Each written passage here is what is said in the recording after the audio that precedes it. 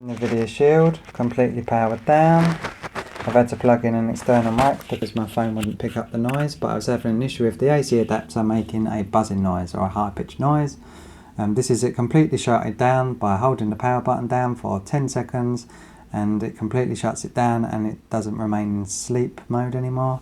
So this is the noise it's making when it's completely shut down. That's the power adapter I've got. That's the old one. That's the new one they sent me. This is an external mic. Pull it up to the thing so you can hear what noise it's making. I don't know if you can hear that, but a low humming noise. Now I'll boot up the system and you'll be able to hear the frequency response change to a high pitched noise. So here we go. Press the button. Now it's booting up. Now you should hear it just screaming.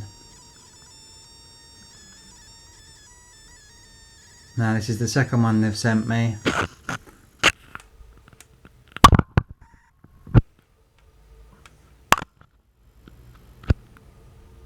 So looks like I'm going to have to get in contact with them for a third time.